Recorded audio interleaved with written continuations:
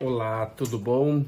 Eu sou Cássio Carvalho e hoje nós vamos iniciar a terceira vida de Joabe, agora com o nome de Joabem. Me apresentando, eu sou deficiente visual e quero trazer para você tudo que eu aprendi sobre superação. Mas vamos lá, vamos ao conteúdo de hoje. Vamos recordar o que vimos e aprendemos até agora. Nós estamos nos baseando no livro O Diário de um Construtor de um Templo. É a história de Joabe de Tiro.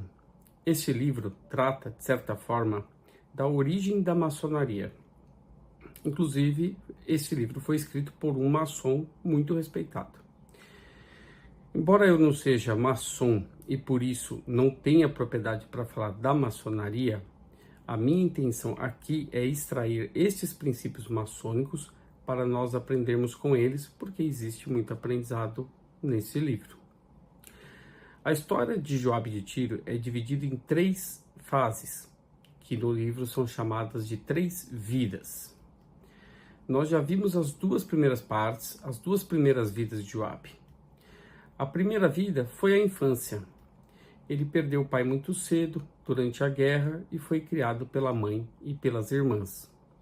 Desta primeira vida, o principal que a gente pode extrair é que ele foi educado com uma disciplina muito rígida que forjou o seu caráter e preparou até o seu emocional. Já a segunda vida de Joabe se desenvolveu em meio aos grandes negócios no porto de Tiro, tendo seu tio Jubal como seu grande mentor. Seu tio Jubal ensinou todas as habilidades para Joabe se transformar em um grande comerciante como ele mesmo era. Joabe prosperou muito financeiramente e começou a acreditar que aquilo era sucesso de verdade. Também aprendeu a desfrutar de todos os prazeres carnais, bebida, comida e o sexo em meio à prostituição. Mas desde o início dessa segunda vida, Jubal, seu tio, deixou bem claro que a sua maior motivação na vida era a vingança. Ele queria se vingar de quem tinha deixado ele aleijado. E também deixou claro que a família de Joabe era o que ele mais precisava para cumprir seu propósito de vingança. Isso porque, como nós vimos, foi o pai de Joabe que tinha aleijado Jubal, e como o pai de Joabe já tinha morrido, Jubal canalizou toda a sua vingança na família de Joabe. Jubal vendeu as irmãs de Joabe como prostitutas e torturou a mãe dele no leito de morte, detalhando tudo que ele já tinha feito de maldade com as irmãs e o que ele ainda ia fazer com Joabe para concluir sua vingança. E em relação ao sobrinho, a Joabe, a vingança constituía em deixá-lo com toda a prosperidade, conhecendo tudo que poderia existir de bom no mundo, para depois tirar tudo de uma vez só. Inclusive, a sua ideia era mutilar Joabe, fazer como ele fazia com os seguidores lá de Atargatis, mutilar Joabe, transformar ele em um gali, como todos aqueles seguidores de Atargatis. Mas quando ele ia concluir essa vingança, Manassés, o grande amigo de Joabe, chegou bem na hora e conseguiu salvá-lo. Eles acabaram, inclusive, matando Jubal e Emigumbo, que era o servo de Jubal, e essas mortes foram concluídas em legítima defesa, para se defender, para sobreviver. Por isso, eles precisaram, o Joabe e o Manassés precisaram fugir e se transformar em novas pessoas, com outros nomes, com outras personalidades.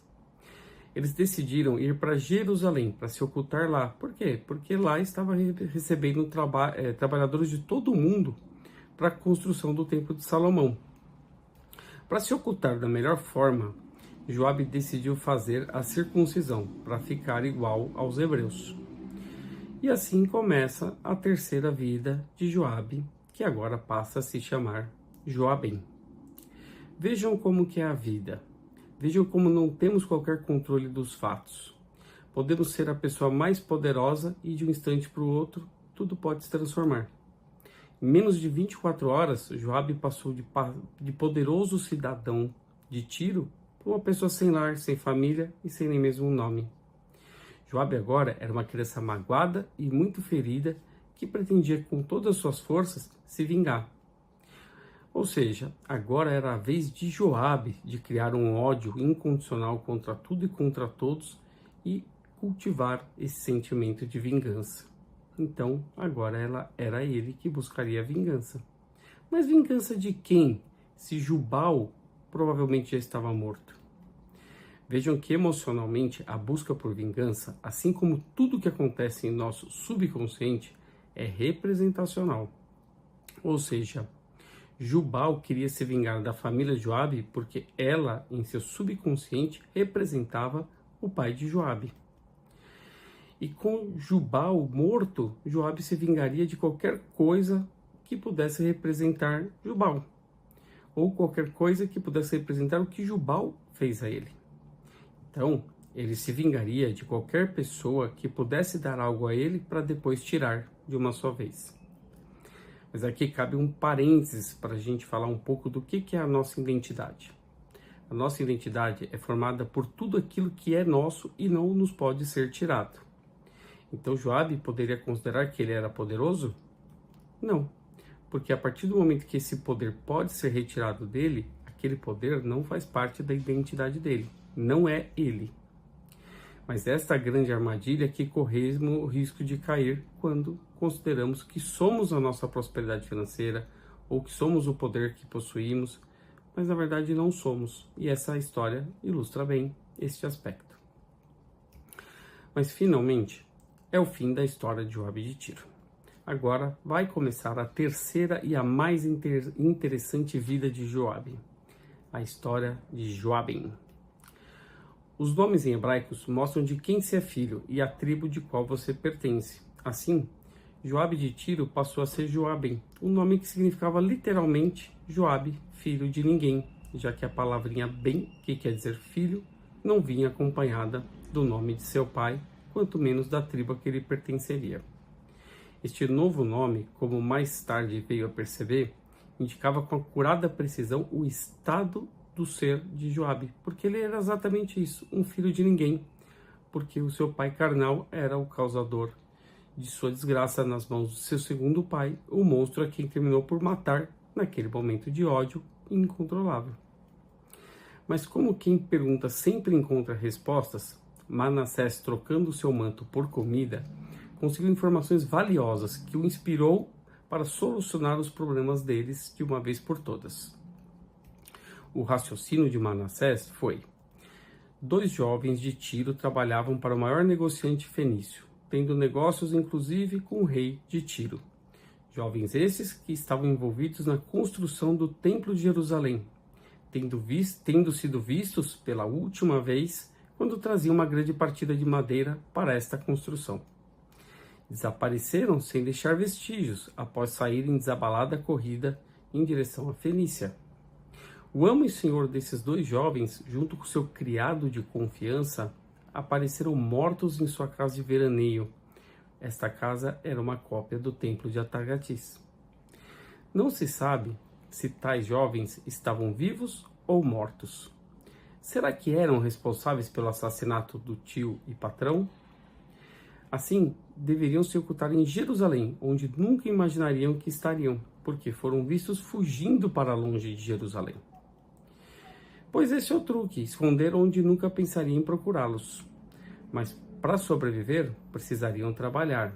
Conheciam a escrita, os negócios de importação, o comércio de madeiras, mas não poderiam trabalhar fazendo aquilo que já sabiam fazer, porque isto imediatamente os denunciariam. Então, deveriam começar a fazer aquilo que nunca fizeram, ou seja, trabalhar nas pedreiras de Salomão, pois tal atividade não exige nenhum prévio conhecimento e poderia oferecer o esconderijo perfeito para eles por quanto tempo eles precisassem. Joabe, por alguns instantes, até duvidou da sanidade mental de Manassés, questionando se ele pretendia que eles, acostumados à fina vida de negociantes da Fenícia, passassem a quebrar pedras em uma pedreira no subterrâneo. Mas Manassés o sacudiu e lembrou que, por ser exatamente trabalho de gente sem valor, que essas pedreiras ofereceriam o esconderijo perfeito. Porque qualquer um que os conheciam nunca iriam lá, até porque as pedreiras de Salomão se localizavam debaixo de Jerusalém. E onde o sol não chega, dificilmente chega a curiosidade dos homens. Por mais que a alma de Joabe rejeitasse essas ideias de Manassés, a sua mente racional as reconhecia como verdadeiras e possíveis. Existem momentos na vida em que nada se pode escolher porque as escolhas já foram feitas à nossa revelia. Um grande ajuntamento se formava na frente de uma grande abertura, onde estavam vários sacerdotes e levitas, comandando o processo de seleção de quem trabalharia na extração das pedras. Joabe experimentava pela primeira vez em sua vida o que era ser apenas mais um no meio da multidão. Tinha sido criado praticamente como filho único, sempre com um papel de destaque. Sentia que o mundo que o cercava se movia ao seu comando exclusivamente para o satisfazer. Tinha sido até 3 dias antes como um príncipe protegido dos desacertos do mundo, para quem só existe o verbo mandar. Enquanto se espremia com Manassés, lutando por uma colocação que garantisse o ingresso no torpe serviço de quebrador de pedras, só conseguia sentir mais e mais ódio de seu tio Jubal. Chegava a pensar se a morte que tinha passado tão perto não teria sido uma bênção, pois só morto estaria livre do desespero de quem ele seria aquilo que ele não poderia ser, porque nunca tinha aprendido a ser. Mais uma vez, os dois enfrentaram a cortina de escuridão que os separavam de um outro mundo. E Joabe deu seus primeiros passos no que seriam os piores e os melhores tempos que ele viria a conhecer a sua terceira vida. Haviam 2 agravantes na construção do Templo de Jerusalém que poderiam desestruturar as melhores organizações da época. A primeira é que todos estariam confinados em um lugar fechado, com uma temperatura aparentemente amena e com uma constante renovação de ar, mas com uma imensidão de pedra viva acima deles, transformando o ambiente em uma carga muito pesada, quase insuportável. Sem considerar o tempo que eles permaneceriam por lá. Mas em segundo lugar, não eram todos homens da mesma qualidade. Existia ao lado dos 80 mil escravos um contingente inesperado de quase 30 mil homens livres, determinados a esse trabalho por sua livre e espontânea vontade. Estes homens aparentemente livres eram propensos a se achar merecedores de tratamento diferenciado, o que era um potencial problema. Mas não tinha como diferenciar escravos de homens livres debaixo da terra, no meio da pedra viva, executando as pequenas tarefas de todo dia, principalmente quando nada existe que os diferencie, nem a roupa, nem a língua, nem mesmo a aparência. O pó da pedra a todos igualava, e para todos este pó se tornou a roupa sobre a roupa, a pele que cobria todas as peles, entrando pelos poros, narinas, ouvidos, olhos, colorindo os cabelos com o mesmo tom acinzentado, dando a cada um que lá estivesse a aparência de estátua viva de múmia egípcia renascida. A partir de certo momento, todos eram um só homem, multiplicado ao infinito pela cor de pedra e pelo lusco-fusco artificial do ambiente, iguais, sempre iguais, torturantemente iguais e indefinidos. Hiram Abif acreditava piamente que cada homem deve respeito a seu Deus e a seu semelhante e, portanto, não deveria haver diferenças entre escravos e homens livres. Mas na noite do primeiro dia, na primeira refeição na pedra, Hiram Abif enfrentou a ira dos sacerdotes e de seus levitas, que pretendiam alimentar 30 mil hebreus, enquanto 80 mil cananitas aguardassem as sobras, se sobras houvessem. Fazendo uso de toda sua calma, ponderou com eles da maneira mais branda, tentando fazer com que sua capacidade de raciocínio superasse o preconceito que eles traziam de berço. Falou: meus irmãos, não compreendeis então que aqui nas pedreiras cada um de nós é idêntico a cada um dos outros? E que não existem diferenças entre nenhum de nós? E não percebeis também que o trabalho é igual para todos e, portanto, o alimento também deve ser repartido de forma igual para todos? Os levitas gritavam, tomados por santa ira.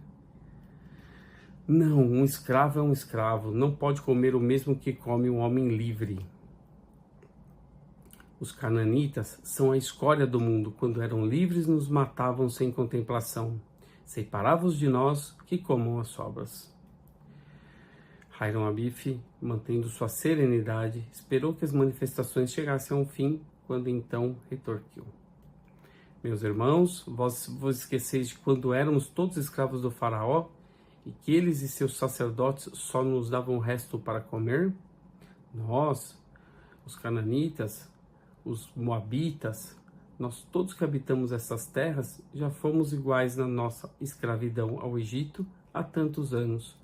Teremos nos tornado assim tão diferentes que agora teremos de agir para com nossos antigos irmãos da mesma forma que o faraó agiu para conosco?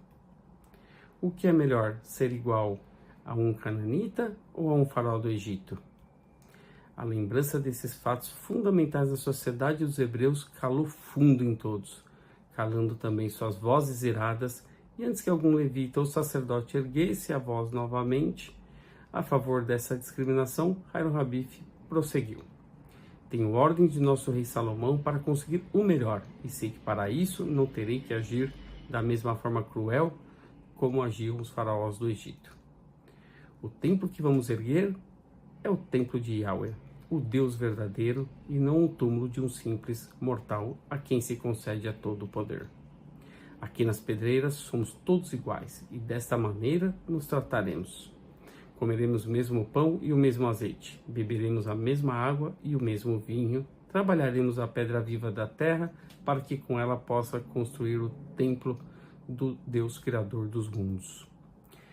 Estavam todos nus, lavando seus corpos, todos nus, lavando seus corpos cansados, e nessa hora Joabe pôde até se felicitar pela sabedoria em ter feito a circuncisão e ter se tornado hebreu, porque por todo lado só se viam homens circuncidados.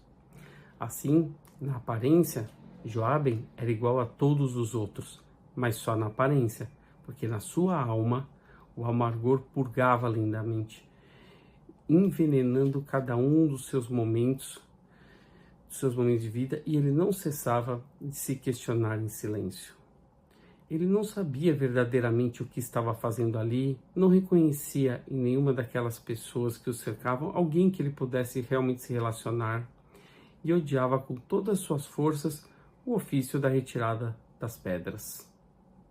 Ele pensava: o cheiro de gente, de poeira, a simples visão das pedras que me cercavam por todos os lados eram suficiente para me dar angulhos. Era muito difícil para ele aceitar uma mudança tão radical de vida, de poderoso e abonado para um simples pedreiro. Ele odiava aquilo porque não sabia trabalhar junto com ninguém. Sua vida sempre tinha sido feita de trabalho solitário, seja quando era Joabe, o aguadeiro na casa de sua pobre mãezinha, seja quando era Joabe, o prodígio de Tiro. Nunca aprendeu a fazer nada junto com outra pessoa. Carregou água sozinho, depois escreveu sozinho, calculou sozinho, decidiu sozinho, mandou sozinho e foi rei de seu pequeno império completamente sozinho.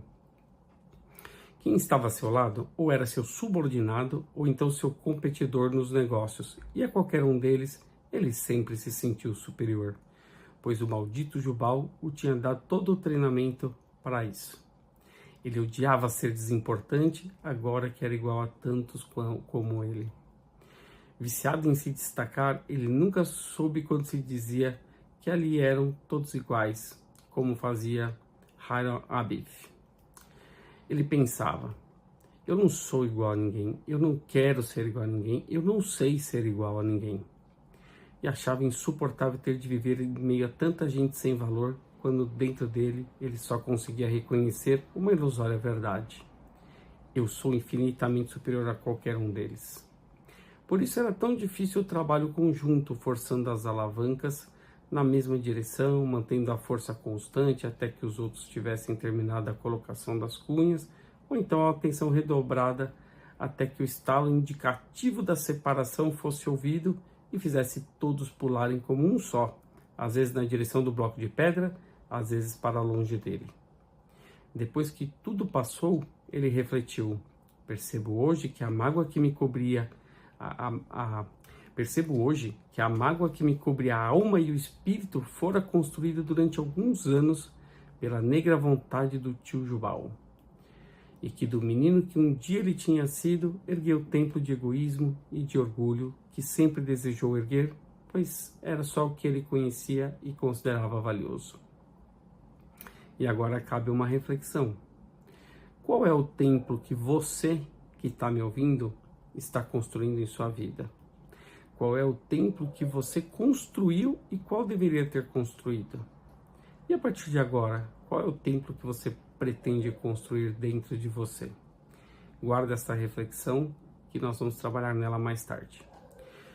Mas voltando à história, Joaben pensava: isso não é a minha função. Eu fazia parte dos que usufruem as construções magníficas, não daqueles que as erguem. E isso o feria profundamente. Mas não restava outra alternativa e ele seguiu durante meses a fio a rotina diária: banho pela manhã, trabalho pesado até o meio-dia, quando paravam todos para a primeira refeição, mais trabalho pesado até o entardecer, a segunda refeição do dia ao entardecer e depois o descanso nas cabanas, que para os outros era o sono reparador, mas que para Joaben era apenas o momento em que ele ficava forçadamente com ele mesmo.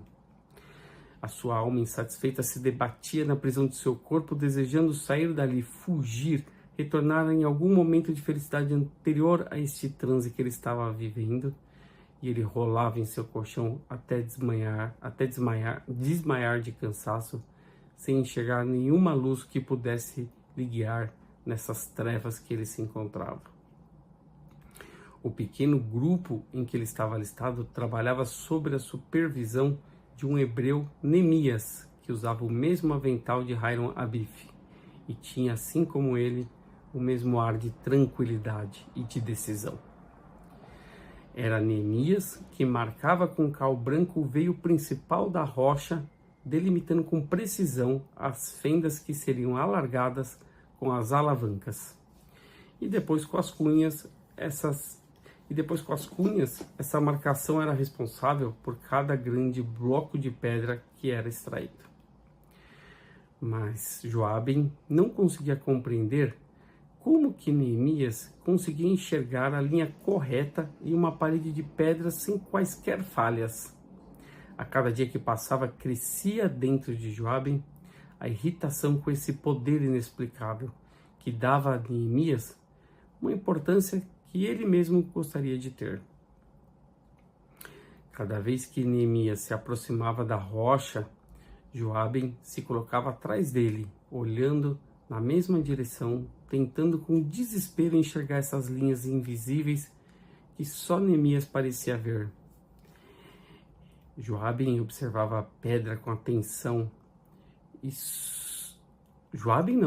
Neemias observava a pedra com atenção e subitamente se aproximava dela com um cabo de madeira com cal, que tinha uma bola de pano na ponta com cal, encharcado de cal, e marcava essa linha que apenas ele enxergava na rocha. E esta linha é que todos seriam guiados para criar as fendas, para colocar as cunhas, para extrair as pedras. Joaben nada percebia e sua irritação e mau humor crescia a cada dia, levando ele a um ponto de exaustão que nem mesmo Manassés conseguia entender. O dia de descanso dos hebreus era respeitado por todos que aproveitavam as 24 horas seguintes para orar para seu Deus ou até para cuidar de algum afazer pessoal da maneira mais discreta possível. Em um desses dias, Joaben se levantou de repente e se afastou do grupo que estava orando. Abandonando o acampamento, desceu a trilha de pedra caverna dentro e entrou naqueles corredores desertos das pedreiras, chegando finalmente até a sala que seu grupo costumava trabalhar. Ele sentou lá, absolutamente sozinho no chão, apoiando as costas na parede, abraçando os joelhos e fixou seu olhar naquela rocha viva na sua frente. Tentou mais uma vez, apertando as têmporas com as mãos, enxergar as linhas da rocha que somente Neemias parecia ver, mas nada acontecia. Ele era absolutamente cego para o que realmente importava e, tomado por um ódio incontrolável, começou a chutar e a socar a pedra à sua frente, destruindo suas mãos e seus pés nesta agressão à pedra. O sangue começou a manchar a rocha e, depois de um tempo interminável, a dor e os ferimentos venceram seu ódio. E ele caiu para trás, urrando menos pela dor do que por se sentir tão destruído. Ele tinha finalmente chegado ao fundo dele mesmo e não sabia mais quem ele era, de onde vinha e nem para onde estava indo. O Joabe criança que ele tinha sido se transformara no Joabe que seu tio construíra, e pelos mais torpes motivos esse Joabe se transformava no Joabe que agora ele tentava ser, mas não conseguia, pois não tinha mais forças para nada. Por mais que ele recusasse, por mais que aquele que ele tinha sido gritasse dentro dele que ele merecia mais, que ele era especial, que ele era diferente, que ele era melhor que todos, que deveria ocupar uma posição superior, a verdade mais verdadeira o cobriu com seu manto de absoluta transparência, limpando de suas vistas as tinturas e névoas que até este dia o impediam de verdadeiramente enxergar. E ele finalmente compreendeu que não havia nem nunca tinha havido nenhuma diferença entre ele e a própria pedra. Ele não tinha mais por que lutar, o sangue sobre a pedra já estava acinzentado como a própria pedra, e ele mesmo ia tomando a cor e o aspecto da rocha em que ele estava encostado. O mundo à sua volta era pedra, ele era de pedra, o ar ia lentamente se transformando em pedra. Ele não era nada além da pedra, e com um suspiro se deixou escorregar para dentro da pedra, buscando a paz da integração com a pedra, porque no fundo ele aceitava ser um pedaço de pedra cinzenta, sem nome nem destaque, nem marcas e nem segredos. Um frio intenso explodiu dentro do seu coração e ele caiu ao chão, aceitando passivamente a sua morte definitiva. Desistiu de viver e se entregou. Mas por algum motivo, a morte passou por cima dele e o deixou inerte, caído no chão da caverna. Alguma coisa dentro dele pulsava com regularidade e ele acabou percebendo que era o seu próprio coração, batendo em seu peito, marcando cada tempo seguinte da sua vida. Seu coração não tinha se enrijecido como pedra. Sentiu uma enorme sensação de alívio, sentindo que a provação pela qual ele vinha passando já tinha finalmente passado. Deixou que o ar entrasse em seus pulmões e permitiu se sentir por inteiro. Ele se sentia agora completamente limpo, porque havia morrido, tinha ido lá no fundo e tinha resgatado ele mesmo de algum lugar lá embaixo, na escuridão do seu próprio íntimo, num lugar que ele mesmo nem desconfiava que existia alguma coisa. Ele conseguiu recuperar o sopro necessário para recomeçar sua verdadeira existência.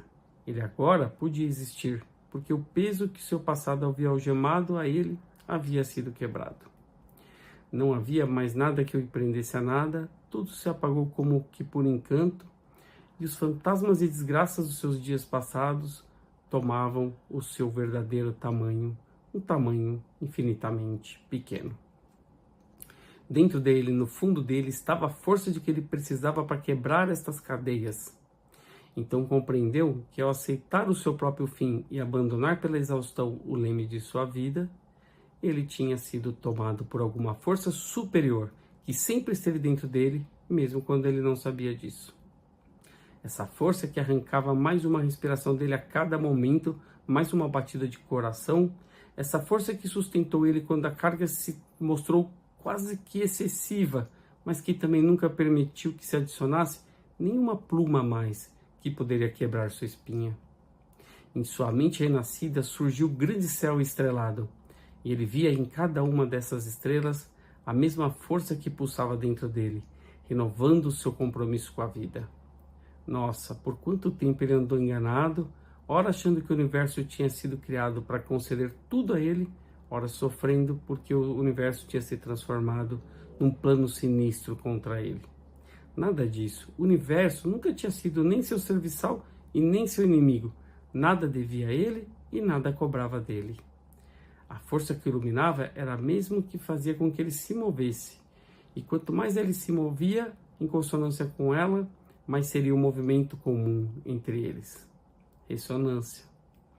Abriu os olhos, molhados pelo seu primeiro pranto de alívio verdadeiro, e uma grande onda de alguma coisa que só pode ser chamada de amor pulsava no mesmo ritmo do coração dele, porque a caverna em que ele se encontrava ficou maravilhosamente iluminada por uma estranha luz dourada, que ia ficando mais e mais transparente, sem perder a cor cinzenta da sua própria natureza. E então ele podia enxergar dentro das paredes de pedra as veias pelas quais corria a seiva viva da rocha, vinda de todos os cantos do mundo, numa fabulosa exibição de vida para todo sempre. Nesse momento inesquecível entre todos os anos que ele tinha vivido e que ainda vai viver, ele teve a certeza plena de que a pedra e ele era realmente uma coisa só. Vejam que alquimia da vida, né? Vejam o que aconteceu com ele.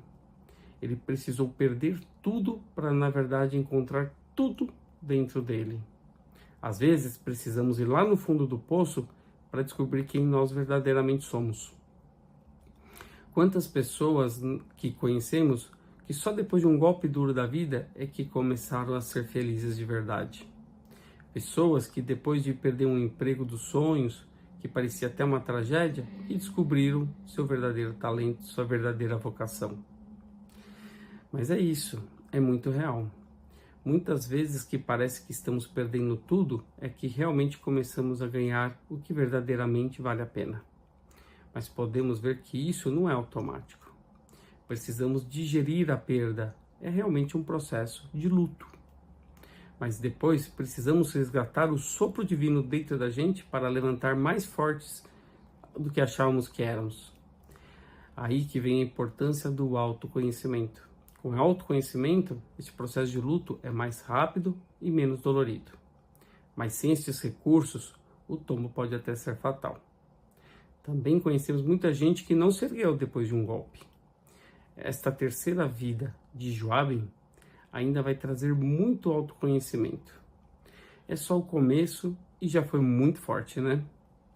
E agora? Agora eu quero te fazer um convite muito especial.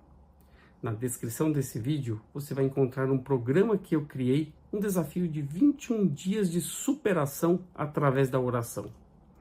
É muito mais que um programa de oração. Eu combinei a oração com técnicas de auto-hipnose para realmente promover tratamento profundo de diversas áreas da sua vida. Cada dia você vai tratar e curar uma área. Você vai descobrir o poder terapêutico que a oração pode ter. Oração é um recurso poderosíssimo para promover transformação e cura. Confere na descrição do vídeo que eu tenho certeza que você vai gostar. E eu te encontro no próximo vídeo, continuando esse aprendizado tão rico deste livro. Um grande abraço e até lá!